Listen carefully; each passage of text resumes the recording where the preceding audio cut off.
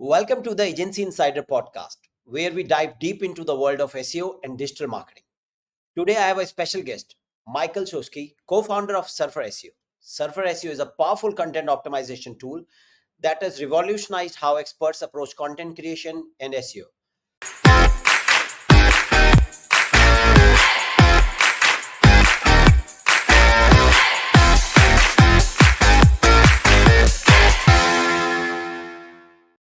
Michal, it is a pleasure to have you with us today. Thank you for having me and great introduction for the product we've built. Thank you so much. Yeah, I think I'll be one of your early user as well. Appreciate that a lot. Yeah. So, can you tell us about your background and what led you to co-found Surfer SEO? Huh. uh, yeah, so I have a master's degree in forestry, so I was not supposed to join either digital marketing or IT. But during the studies, I started to work as a quality assurance. So I was testing software basically. So that opened the first door for me to join the tech industry. And after some time there, I joined the digital marketing agency that was founded in a little village in the southeast part of Poland. And we were doing SEO. I was a PBN copywriter at the beginning. Obviously, like probably most of us start as an intern in the agency. So the worst tasks you receive at the beginning to learn. And it turned out that SEO is so dynamic niche that you don't need 10 years experience to be on top. And I thought like maybe when I keep on learning, when I start to listen to the top people in the industry, I can basically be successful in SEO. And it turned out that yes. So I was promoted to the head of SEO of the agency. We've been doing SEO for clients. So local SEO, e-commerce, for SaaS, for This bigger was in which companies. year? Hmm? This was in which year? Oh, that was in 2016. Okay, okay. That was quite long time ago. That was 2016. And when I was working in the agency, we're like, how can we scale up the agency? Probably we need to hire more people to cover clients. But where can we find more people when we have the agency in a little village with no city around? And like, who's going to join us? That's one thing. The other thing, how can we find anybody who know what SEO is in this area? That was not possible. So we leaned towards improving our processes to be more efficient, to take on more client instead of scaling up the team. And in that time, that was 2017, on page started to get more and more traction. So instead of building tons of backlinks, we figured out that we can optimize some headings, paragraphs, add keywords here and there, and boom, magically pages started to rank better. So we started with analyzing HTML of the pages. So basically go to Google, check the search results, check the HTML. Okay, how does this competitor use keyword in H2, H3? Where else? Maybe image alt, maybe somewhere else. Maybe they bold it, maybe not. All these statistics. And based on these analyses done in Google Sheets, we found out that, okay, this is the plan for this page to be optimized according to competition. And it worked. But, well, it was time consuming. At least our time was relatively cheap, so we could keep the margin. So it was worth it. But we realized that we can automate this process.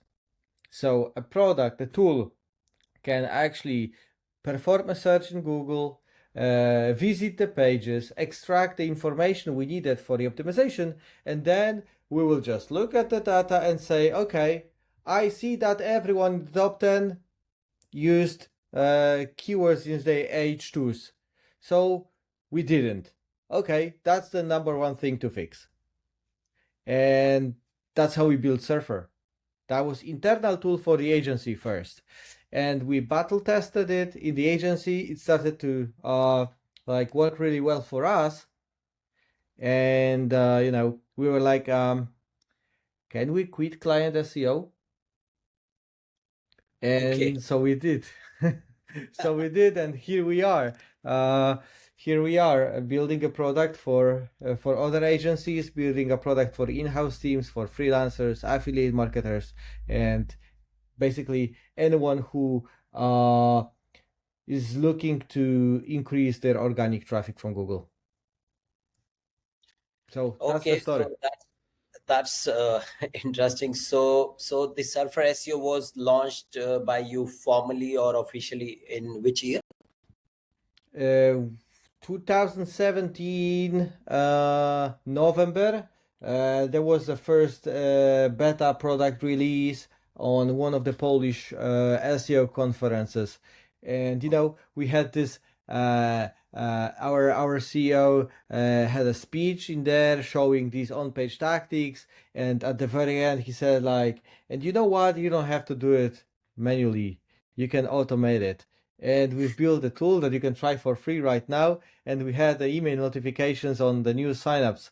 And when he said that and posted the link, it was like bing, bing, bing. The email notifications were like people were signing up like crazy. So that was the launch. That was the launch. A really nice experience. Yeah. And before Surfer SEO, you worked as also as a full stack developer sometime? No. I was testing software. So I worked with a team of developers and designers. They built a feature, and I was looking whether it works according to the scope or it has some issues. And then we were communicating to fix these issues. But I never coded. And this application, Surfer, I didn't write a single line of code. We had a technical co-founder, my brother, who wrote the first version of the product. Okay. Okay. So can you share some of, I mean, of course, there would be lots of success stories with Surfer SEO, but can you share some of your favorites? The most recent one, I guess, is one of my favorite. When we wanted to launch a new product around humanizing AI content, we started to build topical authority around that particular area, which is AI detection, humanization, AI content, editing, writing, paraphrasing, and so on. So we published 20, 30 articles on that topic, created a silo of all of these relevant articles. And when we launched a landing page that featured the free humanizer tool, it took off like crazy, bringing 10,000 organic visitors a day. It was like huge spike. Even though we were building this website for 7 years, this landing page became number one traffic page, exceeding even the homepage traffic. So that was a great success story of ours. When we used our own tool to build the topical authority to secure this new land of humanizing AI content, and it turned out that when you have a decent domain and you publish content that is specifically around your silo, which is what we did, you gain trust in this particular information, and you can take over the SERP. So that was really a nice use of of our own tool to like prove that these things are possible. So that's one, but I will share really quickly the other one from today, because I woke up and saw a mention from a friend who is using Surfer for all of these years. He was a first person I interviewed as a user, and he just posted that he used one of our features, which is auto optimize. So AI is reading your content, checking entities that you are missing, and automatically inject these entities in the places where they belong. So he did that, and after reindexing the page, it took off on the Ahrefs. You got the spike in ranked keywords. Really nicely looking. So yeah, another one like from today, which is really nice. Right. So we'll talk a little bit more about Surfer SEO, of course. So Surfer SEO, of course, has become a go-to tools for many SEO professionals. Can you tell us how Surfer SEO evolved from when it was launched first and how it works today? Okay. The general idea is the same, because the general idea is to base your decisions on data, real-time information. So we started with, you provide a keyword, we check the SERP, and then in the SERP we find some elements that are characteristics for good ranking pages, and we tell you what are they, so you can improve your page. But at the beginning, we just showed it on the charts. That was quite complex correlation tool with couple hundreds of ranking factors for you to review. But it turned out that people want to automate some stuff. They don't want to like review 500 ranking factors. They would like to take these 10, 20, 30 most important, or where you are lagging behind, so they can get like automated audit. So that was the first thing we changed. We added automated audit that takes all of these factors, lists the most important ones, and tells you that here you should add 2 more headings, here there's a keyword missing, and here's a list of entities that you don't have, but the other guys do have. So you better bridge that gap. But again, that was not enough, and people were leaning towards automation. One more time. And when we had these entities and suggestions about the length and structure, they were static. So what you could do, you could click like publish the changes, click the refresh button on the audit, and it will reflect the changes. But it was a little bit painful to move between the CMS and the audit, publish, refresh, CMS, audit, publish, refresh. That's quite a process. So then we built a content editor tool, which is giving you feedback real time, but still the same principle. Keyword, ranked pages, and their characteristics. But with this product, you could just type or optimize the page, and it will tell you in real time that, okay, you hit the mark with the length. You just use this keyword good enough amount of times. We started to score these pages with a content score metric that allowed people to evaluate whether they are good enough to rank or not really ready yet to be published. But then people wanted ideas for new articles, because they were using the content editor and the guidelines to brief their writers, but they didn't have ideas for more articles. So we built a keyword clustering tool with the research, so they could find more and more ideas to start building topical authority. That was 2019, 2020, long time ago, and they were already doing some keyword clustering in Surfer. But again, with the same principle. So you provide a keyword, we check who is ranking, we check what they are ranking also for. And then with that information, we were able to figure out like, okay, here are your competitors. They rank for these 100 topics that are common among them. So to bridge the gap between you and them, you should cover these articles as well. But then AI came, obviously. So first, people didn't want to write the articles themselves.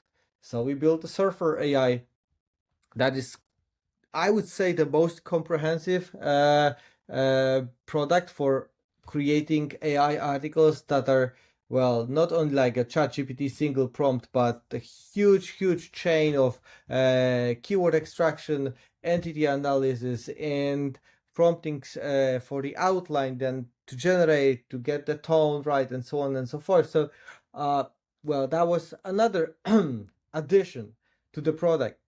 And then people wanted another automation.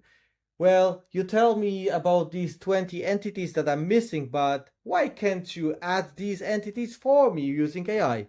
So we built the auto optimize feature that takes these missing entities and put them into the article. So as you can see, the principle of the product was always the same. Always get the data from the SERP and tell you what Google wants.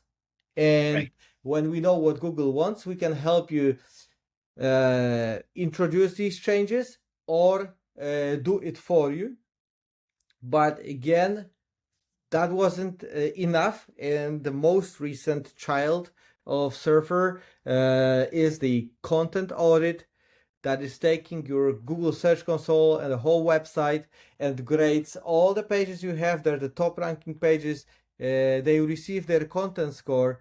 And from that point, you can assess like, okay, my client has 20 pages out of 100 that bring not enough traffic because they are like on the second page of Google and not really well optimized. So Google appreciate these pages already, giving them second page, but they are not well optimized. And with that product, you can spot these pages, auto optimize them so they can jump into the top 10 and start generating traffic for yourself or for your clients, which is the best way actually. If I were still working in the agency, that would be my number one thing after onboarding a new client, just to create a content audit, see how well their website is optimized, to see where if I have some tasks to do in on page or pure backlinks or pure technical SEO. But when I see these best opportunities, pages ranking second page of Google, and with a poor content score, not optimized, with weak headings, weak entities coverage. When I see them, I know that when I fix this, I will instantly rank up. So yeah, that will be my go-to tool, and that's the youngest child of Surfer. Same principles, Google characteristics, but at scale for the whole domain. So yeah, quite a monologue from my side, but there is a lot. Right. So how does Surfer SEO adapts to the constantly changing algorithms, especially after the HU and the Google AI update? How do you guys adopt? Yeah, so we try to convince people to turn towards continuous optimization process instead of doing it one time and go, because well, the search results are volatile, and when we have like, let's say, 4 updates a year, there will be always a shuffle in the search results. So let's say it's January and we are doing the optimization and we got a certain set of pages ranking the top. We extract their entities, their topics, optimize the page, and we rank up. Great. But then the algorithm changes and promotes some other factors. So we have a different set of the pages in the top 10. Okay, so we need to adjust our optimization to, Sorry, I lost for a bit. So I think there was connection. So you were telling me, so there are 4 updates a year. So how do you guys adopt? yeah, so we tell people to do continuous optimization because the results are volatile, and Right. every time the algorithm changes, there is a different set of pages in the top 10 as benchmarks. Quite often, not always, but quite often it changes. So you have let's say a new article publishing calendar where you publish every week, you publish one piece of content. A simple calendar. So you should have a similar calendar and book time to optimize pages that are the most important to your business. So you are not waiting for the algorithm to change. You are not waiting for a crash. You are continuously adjusting, if necessary, to current circumstances in the top 10. Let's say a new iPhone showed up and your competitors use that entity iPhone 15 in their content. You didn't. You don't want to wait until Google demotes you for not having this entity. You want to review it every month or every 2 months to see if there is something that you might be missing compared to the competitor. So this is how you can adopt that, the best strategy you can have to adopt. And how does your tool adapt to, for example, they were Google leaks. So did you guys change something in Surfer SEO after that? Or you said, see, we already were using it?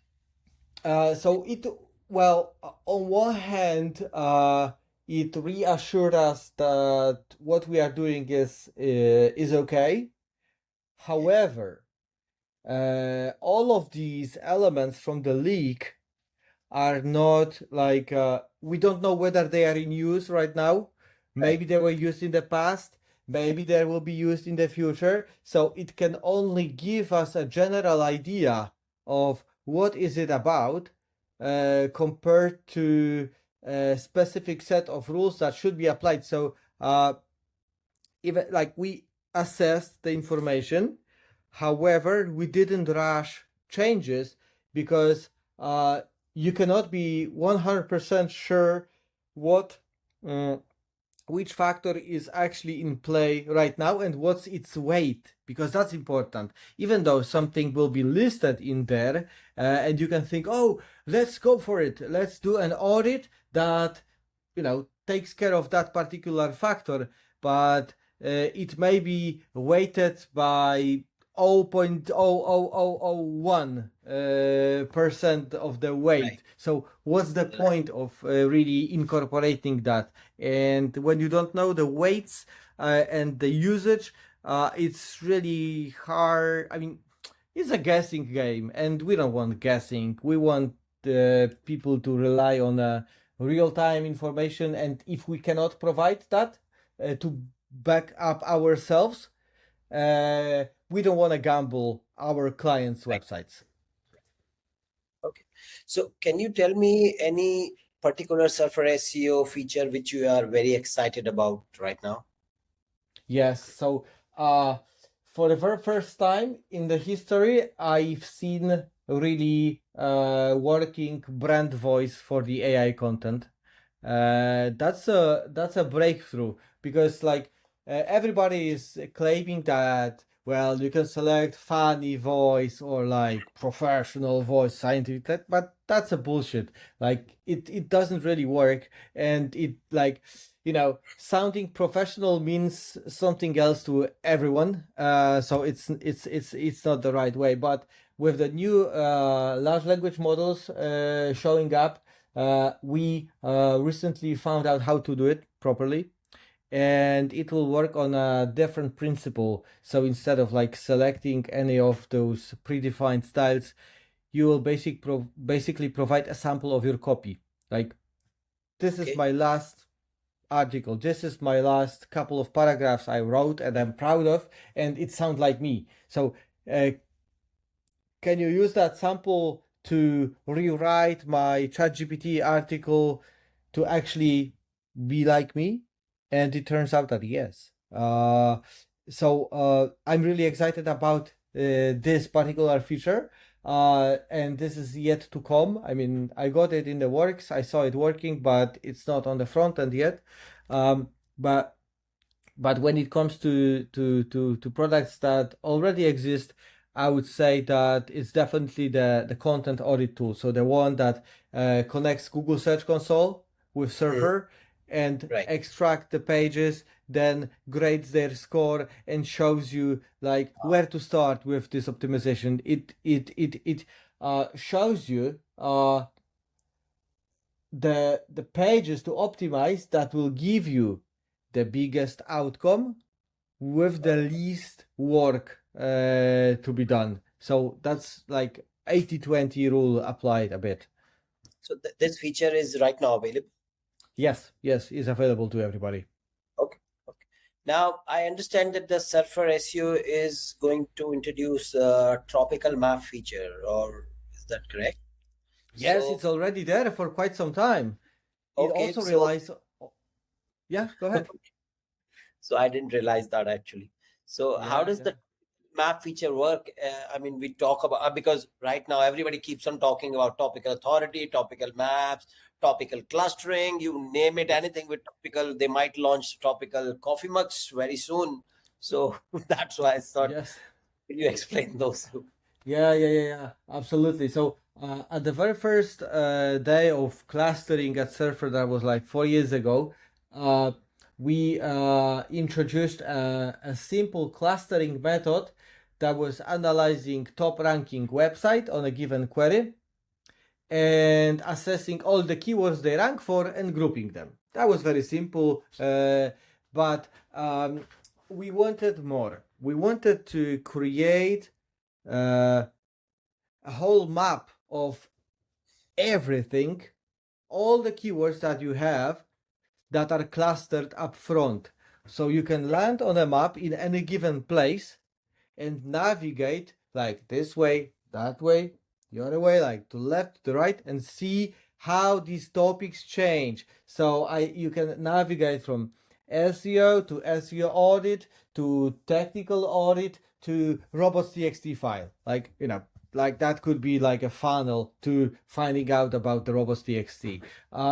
So what we did, we took the whole database of keywords, 250 million keywords just for the United States, and we clustered them all at once. So at Surfer, you are not browsing keywords, you are browsing clusters. So every keyword belongs to a cluster because there is no page that ranks for a single keyword. You always rank for some keywords. Right.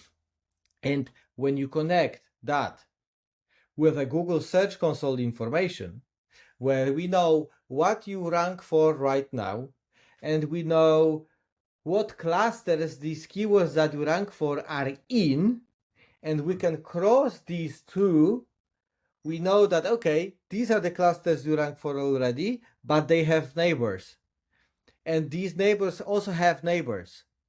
So Okay. you can place yourself on that map with the keywords you currently have and understand what's the closest topic you can grow. So you are growing sustainably in a like a you are not jumping on the topics like television ads, PPC, SEO, email, whatever. When you tackle email, you will receive all about the email, and when you decide to move to SEO, you will receive everything you need to cover first: off-page SEO, on-page SEO, technical SEO, any aspect of SEO. So that's the topical mapping we do with the huge database of clusters, not keywords but clusters, and your Google Search Console information. You create a visual map that tells you like, okay, that's the territory that's the closest to your you can call it a center of gravity. So what is this website about? It's mostly about television ads. So if that's the case, you will be growing your website in all aspects of television ads, from buying to producing to whatever, like finding the best prime times and so on. So this is how it works, and we use specifically that tool to assess the topics for a humanizer to build that topical authority in the area, and that's why it took off so well. So yes, these tools are available as well already. Now, after recent Google March update, lots of SEO professionals are now skeptical about AI tools, featuring they might lead to cookie clutter content. So, how does Surfer SEO address this concern? Well, we use AI quite extensively on our website, and it's not tanking. But seriously, it's all about the quality of that. Plus, uh, these problems with AI are often associated with affiliate websites, niche websites that were just removed from the SERP in the last update. And well, it's easy to correlate that, oh, I used AI and my page is gone, so it's because of AI. No, it's not Right. because of AI, it's because of how this update worked. Because there were also a lot of pages using AI and not removed from the SERP. And the case here is that Google wants more money, and affiliate Absolutely. marketers are middlemen for Google because they would love to have people going directly to the merchant center, to the e-commerce role in Sure. Google. Yes, so you are not going through the you are not finding out the products through someone recommending it, but through Google recommending it. Because when people find the product in their ads, then well, Google is paid and they are happy. But when they find it through the Amazon affiliate website, the guy Google. is paid and not Right. Google. So I would say that there was a problem with the business model, not with the AI content, because well, affiliate pages without AI content also were wasted. Right. So that will be the case. Unfortunately, because there was a lot of business. They stole a lot of money from the people, and that's kind of unfair. And that's really bad behavior. And I'm not a fan of what happened, really. So I'm really feel sorry for all of the affiliate marketers who lost their traffic and income source. That really suck. And unfortunately, when we have business that relies on the third party, we also do. Because Surfer is also built for optimizing in the search engines. So when the search engines are gone, we are gone. I kind of can relate to the people who suffered from the recent update, and hopefully it will turn around Yeah, with the during the new next Google one, update, let's hope so. It's just, they say it's just around the corner, right? because we Now, still don't have any recovery success story, right? I was honestly, browsing the internet, and I can still see the comments that, hey, like nobody recovered from the HCU yet, so we'll right, see. Fingers crossed for that. right. Now, so of course, you deal with so much content. Surfer SEO is all about content. What are some of the common mistakes you see content creators making when it comes to SEO? I know one would be lazy content writing. I mean, just copy pasting AI and using it. But what other common mistakes you see? Yeah, so the common mistakes I see is definitely writing a piece of content and leaving it on the website for a year or two, because you spent couple of hours or $100 and you published, and the page is slowly declining in traffic, and instead of spending couple minutes and revive it because it's not relevant anymore, people are obsessed with publishing more and more and more instead of Right. capitalizing on the assets that they already have. So that will be the thing. And quite common mistake for the e-commerce websites is that they focus solely on product pages and category pages. instead of building blogs. They should be building blogs, especially after the HCU, where the affiliate websites are gone. There is a lot of room between Reddit and Quora and Forbes for e-commerces to jump into this, let's say, SERP real estate and take some of that traffic. So that's another mistake I see people doing. Like, e-commerce is also a blog, and it should be acknowledged, and it's a great way to get some remarketing list enrichments, because people will search information about similar products, whatever. You can get them on the remarketing list and target later. uh, it's obviously a great source of internal links that will boost SEO of your category pages and the product pages. And I can, oh wow, my camera is gone. I cannot really see disadvantages of having a blog on the e-commerce website. So that these will Yeah, be my top of my head two mistakes people do. right. So, in this age of AI, what differentiate truly highly content that ranks well in search results, according to you? Unfortunately, the biggest differentiator is the domain that they are posted on. So You're right. The yeah, domain so I mean, authority is what, right? Just like I, parasite as you, that's right. I don't want to like uh tell people things that they want to hear, but rather tell people things that are true. And at this point, we are in a situation where you can have quite okay content published on a great domain that will take over really well optimized content and engaging and groundbreaking results, whatever, on a weak domain. So it turns out that the bigger players uh, are on a cheat mode right now, and the smaller players have even more gap to bridge.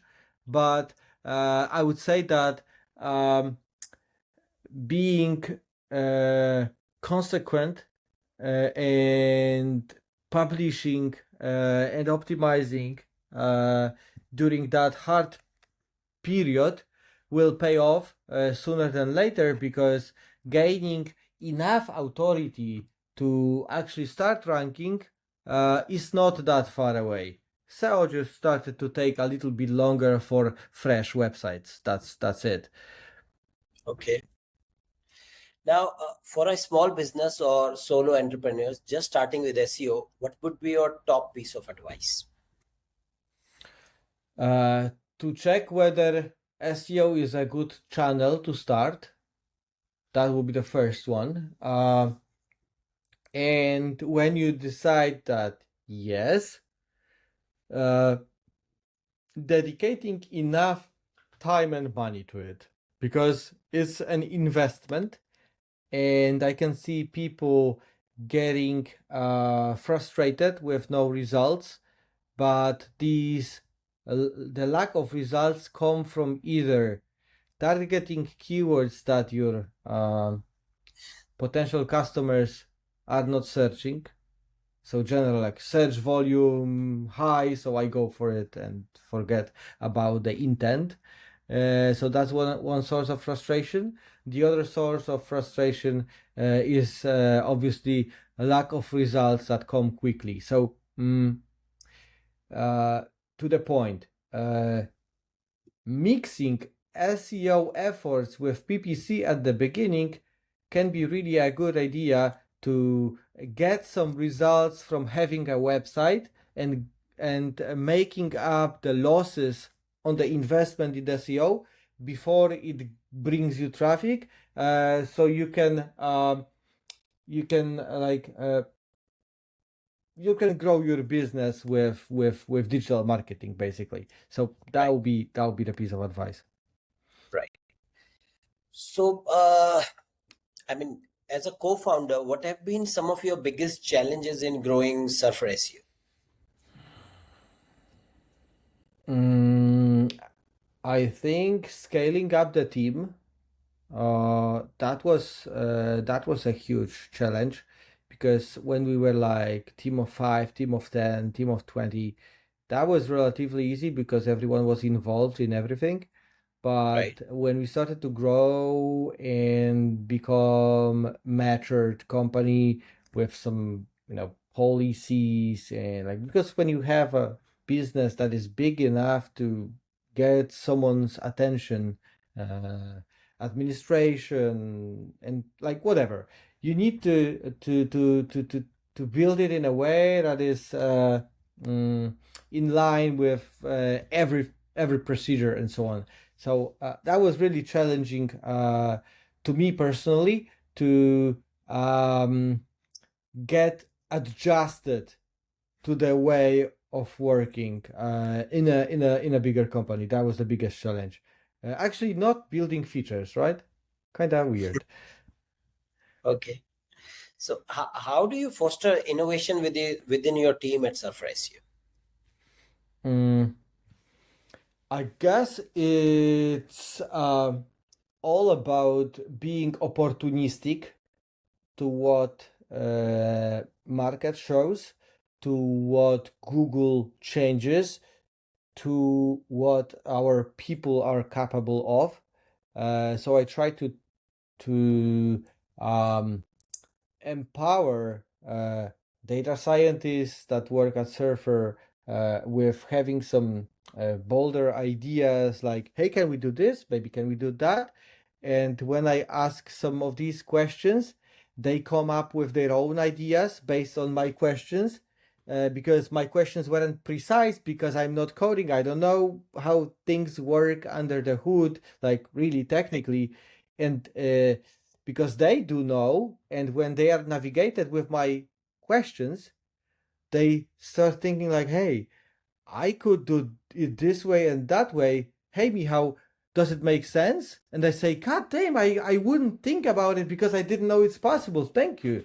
So I would say this is the most fun and effective way to foster the innovation in the team. To ask questions.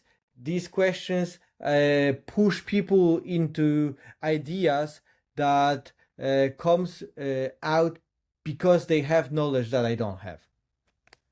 So Right. that's the way. Right. So what advice would you give to the aspiring entrepreneurs in the tech and SEO space? To niche down, to be specialist. I mean, seriously, uh, the market is big, and becoming general SEO service provider is hard. But becoming dental service SEO provider is so much easier. And there are enough dentists in Chicago to take care of their SEO when you are specialist in dental SEO. So you build a custom chat GPT for dental. You Right. know all the categories that they can offer. You got the content plans prepared because they are more or less the same for dental service, for the roofers, for like any, for lawyers. That's a good one. Because I don't know how it's in the rest of the world, but in Poland lawyers cannot use PPC. So if they cannot use PPC, they only rely on SEO. So there's a lot of budget because there is no budget for PPC, so all the budget goes to the SEO. So well, Right. it's just a really nice place to be. So any differentiator that you can think of as the entrepreneur, uh, explore this area and see if you want to go for it, like we did actually. We could be all-in-one SEO tools with providing you backlinks, technical SEO audit, crawler, robots.txt file checker, whatever. But we focused on retrieving information from Google search results and telling you what's your content missing, and we mastered it. So we didn't dilute our attention to all different areas of SEO, but we focused on something specific, and you should think the same way. Right. Right. So let's talk some about personal insights. So outside of work, what are some of your personal interests or hobbies? Oh, I ski a lot, and I build my own skis.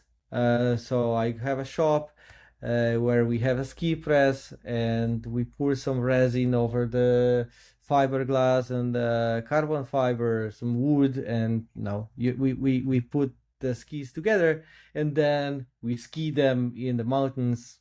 Well, that's the thing that turns me on after work. So are there any books you recommended to entrepreneurs, or are you into reading?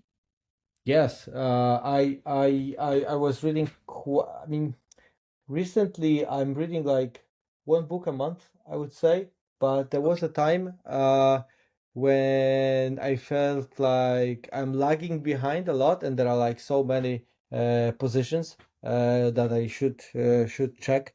Um, but if I were to recommend one book, that will be Rework.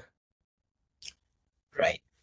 Yeah, that's the book that is the most influential, and should be the most influential because the outcome is really good. So Rework, Jason Fried, I guess. Yes, the I base camp founders. Right. Yes, yeah, Yes, I have read that's the book. the It's that's the one. actually a nice book. Right. So, I've read so it three times, and every time you read it, some new ideas pop up, like, or even refreshing yourself with the rework is really nice, because let's say last time I read rework was 2 years ago. Am I okay. still aligned?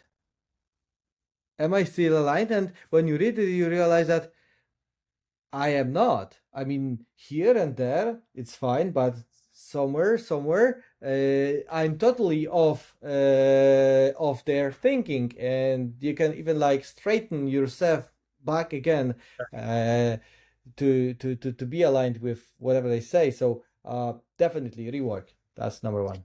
Okay, that's one of my favorite book as well. So do you follow any for SEO updates? How do you keep yourself updated on SEO?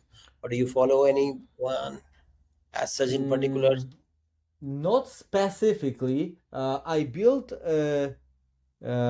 my my Facebook feed the way that, like, I've got all of the SEOs in my friends list, and I'm in a couple of groups like SEO Signals Lab, the best one, I guess. Uh, Right. and it turns out that they post stuff there, and whenever it's something that I'm supposed to be checking, it will be there within 15 minutes. So I'm not really trying to focus on, let's say, a to-do list, get up to date with SEO this month. No, I'm just scrolling, and 90% of the stuff I've got there is SEO related. And when there is something that really pops up in the industry that I should know about, I will get it. So that's how I oriented my information sources. And you are head of innovation, so how does innovation idea comes when it comes to server SEO to you? Most frequently not in front of the desk. It's like, random, because, well, if you build a company and it's your company, you are never leaving the office. The office is like all time in your head, and you are processing things, like you eat the dinner and like, should I do it this way or maybe that way? And like, always at work, unfortunately, and I don't like it. However, it's an advantage because these ideas show up quite often in there, and then from the bed I need to wake up to write something down, or memorize it, right? Yeah, these ideas show up in various moments, but I'm not saying they do not appear on a brainstorming calls with the team, definitely as well. But other than that, anywhere. anywhere. They can attack you anywhere. Okay, yeah.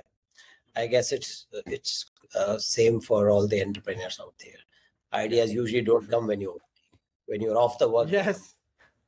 I agree. Yes. Yes, yes. Okay, Michael, thank you so much for sharing your insights with us today. Where can our listeners learn more about you and Surfer SEO? That will be our YouTube channel. We recently started posting a lot useful videos about SEO in general, and I'm hosting a webinar live sessions every 2 weeks in there. So that's the best way to get connected, I think. And SEO Surfers group on Facebook. That's the second.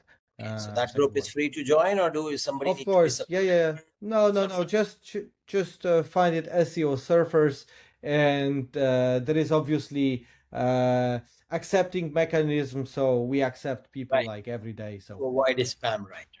yes, Right.